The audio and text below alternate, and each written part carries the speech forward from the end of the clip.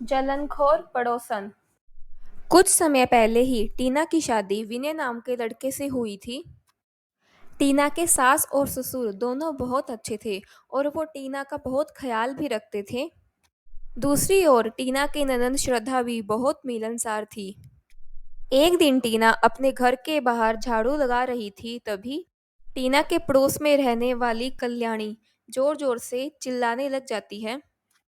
अरे तू अंधी है क्या? तेरे घर का सारा कचरा मेरे घर की तरफ आ रहा है। जरा देख के झाड़ू लगा, वरना मैं तेरी दोनों आंखें फोड़ दूंगी। कल्याणी की इस तरह की बातें सुनकर टीना हैरान हो जाती है। आंटी जी, मैं तो आराम से झाड़ू लगा रही हूँ और आपके घर की तरफ तो कोई कचरा भी नहीं जा रहा। फिर आप मुझसे इतनी बदतमीजी से बातें क्यों कर रही हैं? अच्छा, तो अब तू मुझे तमीज सिखाएगी?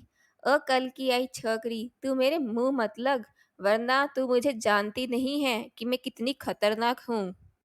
तभी टीना की सास विमला उसका हाथ पकड़कर उसे घर के अंदर ले जाती है। मम्मी जी, कौन है ये औरत और वो मुझसे इस तरह की बातें क्यों कर रही थी? ऐसा लग रहा था जैसे मानो वो मुझसे झगड़ा करना चाहती है। तूने सही कहा बहू, वो तुझसे झगड़ा ही करना चाहती थी।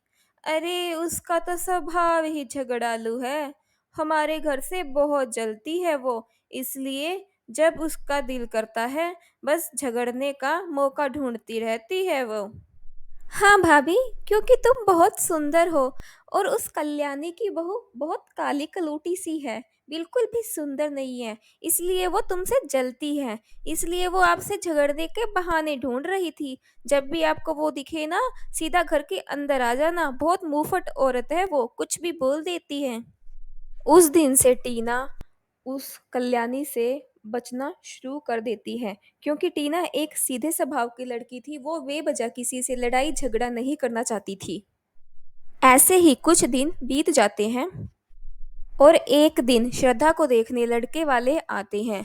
लड़का सरकारी नौकरी करता था। वो अपनी माँ के साथ लड़की को देखने आया था और दूसरी ओर लड़का भी बहुत सुंदर था और एक बहुत बड़ी गाड़ी में आया था। लड़के को देखकर कल्याणी की आंखें फटी की फटी रह जाती हैं। अरे बाप रे! ये लड़का तो बहुत सुंदर है, ऊपर से देखने में भी बहुत अमीर लग रहा है। नहीं नहीं नहीं, मुझसे ये सब नहीं देखा जाएगा। मेरे पड़ोसियों के पास इतनी खुशी कैसे आ सकती है? इसकी शादी तो मेरी बेटी से ही होनी चाहिए। अभी कुछ न कुछ चाल करके ये शादी तुड़वा देती हूँ।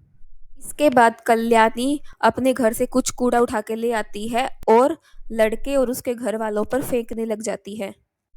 ये क्या बदतमीजी है? आप हमारे ऊपर कूड़ा क्यों फेंक रही हैं? अरे ओ, ऊंची आवाज में बात मत कर। मैंने जानबूझ के नहीं फेंका है, वो तो गलती से गिर गया। और तू कौन है जो मेरे मोहल्ले में आकर ही मुझसे ऊंची आवाज में बात कर रहा है? तभी उनकी आवाज सुनकर टीना और उसके ससुराल वाले सब बाहर आ जाते हैं। कल्याणी आंटी, आप जानबूझ के ये सब हरकतें क्यों कर रही हैं? अपने काम से काम रखो, वरना ठीक नहीं होगा।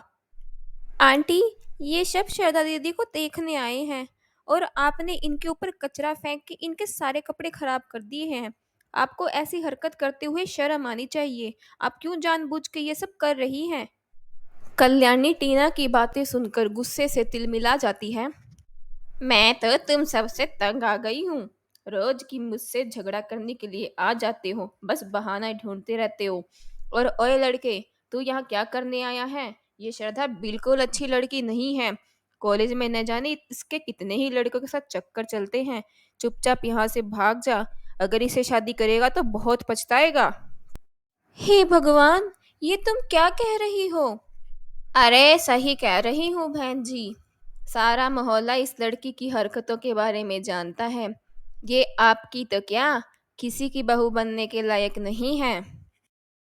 श्रद्धा को अपने लिए ऐसी गलत और बुरी बातें सुनकर बहुत दुख होता है। वो रोते हुए घर के अंदर चली जाती है। लेकिन श्रद्धा के लिए कल्याणी की ऐसी बातें सुनकर लड़के की माँ को उस पर यकीन होने लगता है। बेटा, मुझे तो इस औरत की बातों में सच्चाई नजर आ रही है। वैसे भी जो सच्चाई होती है वो तो आस पड़ोस के लोग ही बताते हैं। घर वाले तो अपनी बेटी की बड़ाई ही करेंगे। चल यहाँ से चलते हैं, अब हमें ये रिश्ता नहीं करना। नहीं नहीं बहन जी, ऐसी दुष्ट औरत की बातों पर यकीन मत करिए। मेरी बेटी तो बहुत गुणी है, वो आपके घर को स्वर्ग बना के रखेगी। अरे, तू तो कितनी बड़ी झूठी है जो अपनी बेटी के बारे में ऐसी बड़ी बड़ी बातें बना रही है। तेरी बेटी क्या घर को स्वर्ग बना के रखेगी? उसे तो ढंग से खाना तक बनाना नहीं आता। जाइए जाइए बहन जी, आप अपने बेटे को लेकर यहाँ से जाइए, वरना बहुत पछताएंगी।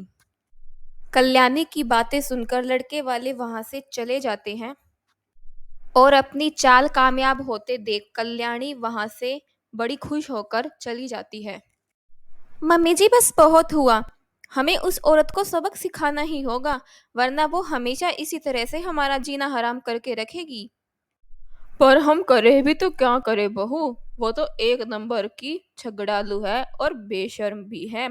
ऐसे निर्लज लोगों से तो भगवान भी डरता है, और हम इंसान तो उनके आगे है ही क्या। लगता है उसे सबक सिखाने के लिए अब मुझे ही कोई उपाय सोचना पड़ेगा। फिर कुछ दिनों बाद टीना एक सुंदर सा लहंगा लेकर अपनी छत पर चली जाती है और जोर जोर से फोन पे बात करने लग जाती है। हाँ हाँ, मुझे याद है, शाम को पार्टी में आना है ना। हाँ, मैंने अपनी माँ से अपना 2 लाख वाला लहंगा मंगवा लिया है। देख लेना, शाम को पार्टी में सबसे सुंदर तो मैं ही दिखूंगी। हाँ हाँ, मुझे याद है, मैं टाइम से पहुंच जाऊंगी अपना लहंगा पहन के। ये सब बातें कल्याणी अपनी छत पर खड़ी होकर सुन रही थी। टीना अपना लहंगा धूप लगने के लिए छोड़कर नीचे चली जाती है तब। अच्छा, तो ये लहंगा 2 लाख रुपए का है, और ये महारानी शाम को पार्टी में जाने वाली हैं। हाँ हाँ हाँ हाँ, लेकिन मेरे रहते हुए इनके घर में कोई खुश कैसे रह सकता है। मैं अभी इसे जला दूंगी। कल्याणी अपनी छत की दीवार से कूदकर टीना के घर की छत पर आ जाती है, और कल्याणी जैसे ही लहंगे को जलाने के लिए छूती है कि तभी उसे जोरदार बिजली का झटका लग जाता है और वो दूर जाकर गिर जाती है। वो बिजली का झटका इतना जोरदार था कि कल्याणी के होश उड़ जाते हैं और गिरने के कारण उसकी हड्डियां भी टूट जाती है। वो रोते हुए एक अच्छा सबक सीखकर अपने घर चली जाती है।